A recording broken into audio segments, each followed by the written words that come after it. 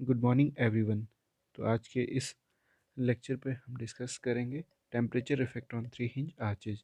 तो three hinge arches पे temperature rise का क्या इफेक्ट होता है या टेम्परेचर फॉल होता है तब क्या इफेक्ट होता है, ये डिस्कस करेंगे।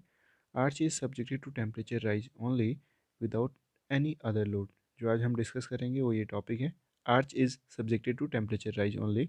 तो और कोई लोड यहाँ पे हम कंसीडर नहीं करेंगे। This is a three hinge arch subjected with the temperature rise delta T. Temperature क्या है, सब्जेक्टेड है। तो due to temperature what happen, ठीक है। तो क्या हो रहा है यहाँ पे, जो हमारा थ्री हिंज आर्च है उसका जो क्राउन है वो क्या हो रहा है, डेल्टा एच अमाउंट से क्या हो जा रहा है, राइज कर जा रहा है, ठीक है। तो जो हॉरिजेंटल थ्रस्ट है वो क्या है, जीरो है। वर्टिकल सपोर्ट रिएक्शन क्या है, जीरो है दोनों हिंजेज पे। और जो तीसरा हिंज है वो क्या है, राइज कर जा रहा है, ठीक है। तो और राइज डेल्टा एच से कर रहा है और जिसकी जो वैल्यू है वो है L square plus four H square upon four H into alpha T.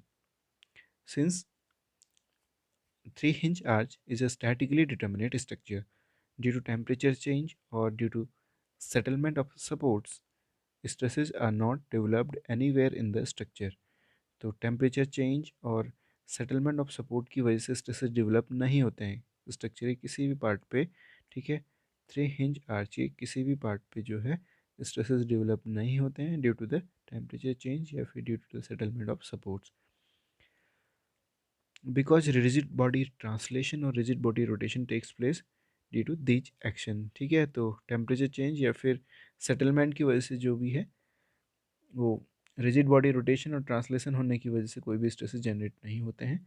But due to increase in temperature the crown of the arch will rise by the delta H amount, और जिसकी value है L square plus four H square upon four H alpha T, to accommodate free expansion of the arch, ठीक है। क्योंकि temperature बढ़ेगा, temperature बढ़ने के साथ क्या होगा, आर्च क्या हो रहा है, राइज कर रहा है। आर्च का क्राउन राइज कर रहा है तो इस वजह से स्ट्रेसेस जनरेट नहीं होते हैं, ठीक है, क्योंकि ये राइज कर गया है। अगर ये राइज नहीं करता, हम उसको फिक्स कर देते तो क्या होता है, स्ट्रेसेस जनरेट हो जाते। तो when three hinge parabolic are subjected to UDL throughout its length and then subjected to temperature rise of T degree Celsius, ठीक है। अब एक नया केस है जिसमें क्या है, यूडीएल पूरे स्पैन पे एक्ट कर रहा है, ठीक है। थ्री हिंज आर्च के पूरे स्पैन पे यूडीएल एक्ट कर रहा है और अब हमने टेम्परेचर चेंज करा टी डिग्री सेल्सियस से, ठीक है। टेम्परेचर राइज करा टी डिग्री सेल्सियस से। तो अब क्या होता है, ठीक है। तो इस केस में देखिए, सबसे पहले ड्यू टू द यूडीएल हमारा जो सपोर्ट रिएक्शंस है वो वी ए कितना है, W L by two. V B कितना है, W L by two. Horizontal reaction है एच ए, ठीक है, और दूसरा है एच बी। अब क्या हो रहा है, टेम्परेचर राइज हो रहा है तो हम इसको जो है इन्फ्लुएंस लाइन डायग्राम से भी समझ सकते हैं। तो देखिए एक डायग्राम बनाया मैंने, ठीक है, जिस पे जो सेंट्रल राइज है वो कितना है, एल अपॉन फोर एच है इस डायग्राम का, ठीक है, और जीरो है यहाँ पे। टू फाइंड एच, ठीक है, एच को फाइंड करने के लिए देखिए कैसे कैलकुलेट करते हैं।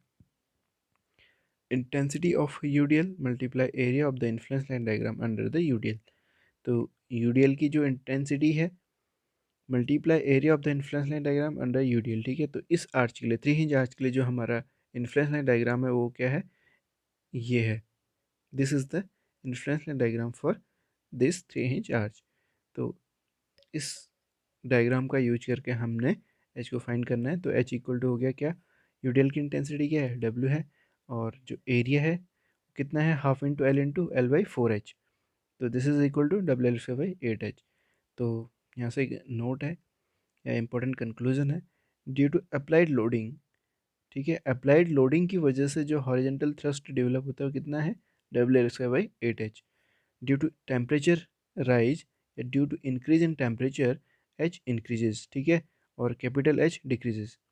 जब टेम्परेचर राइज होता है तो जो राइज है, ठीक है, जो सेंट्रल राइज है वो क्या होता है, इंक्रीज करता है, बट जो हमारा थ्रस्ट है कैपिटल एच वो डिक्रीज करता है। यहाँ पे दो टर्म है, स्मॉल एच और कैपिटल एच।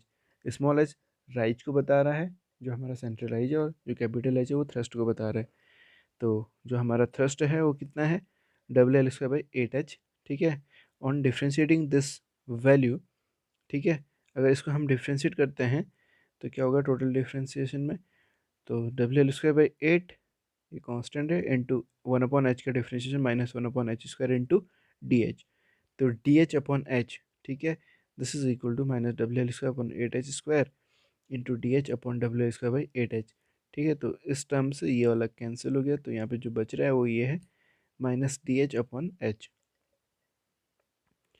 तो जो भी चेंजेस है, ठीक है, due to the rise in temperature, जो थ्रस्ट पे चेंजेस आ रहा है वो कितना है, minus D H upon H. तो percentage change in horizontal thrust equal to D H upon H into 100, जिसकी value minus D H upon small H into 100। ठीक है, जितना ये रेट ऑफ चेंज हो रहा है इन राइज, ठीक है, उसके इक्वल है। तो एक क्वेश्चन है इसके based, a 3-inch parabolic arch of rise 4 meter is subjected to UDL throughout its length so that horizontal thrust is 10 kilonewton. Due to rise in temperature, if the crown rises by 4 centimeter, change in horizontal thrust is। तो इस 3-inch parabolic arch पे temperature rise हो रहा है, जिसकी वजह से जो है हमें कैलकुलेट करना है change in the horizontal thrust. तो हमें फॉर्मूला पता है D H upon capital H equal to minus D H upon small H. तो D H upon H horizontal thrust initially कितना है, 10 किलोन्यूटन है, और जो चेंजेज हो रहा है वो कितना है, 4 सेंटीमीटर है। ठीक है, temperature due to increase in temperature of the crown rises by 4 centimetre, temperature change की वजह से कितना राइज कर रहा है, 4 सेंटीमीटर। ठीक है, तो माइनस 0.04/4। तो डी एच जो वैल्यू है वो कितनी होगी, 0.1 माइनस 0.1 किलोन्यूटन। ठीक है, एच डिक्रीजेज बाई 0.1 किलोन्यूटन। तो final horizontal thrust will be 10 minus 0.1, जिसकी वैल्यू है 9.9 किलोन्यूटन। तो इस तरीके से जो है टेम्परेचर राइज का जो इफ़ेक्ट है हमने ये देखा, और इस पर बेस हमने क्वेश्चन भी करा। So this is the end of the video, thank you so much for watching the video. ठीक है, हम नेक्स्ट लेक्चर पे डिस्कस करेंगे 2 hinge आर्चेज के बारे में।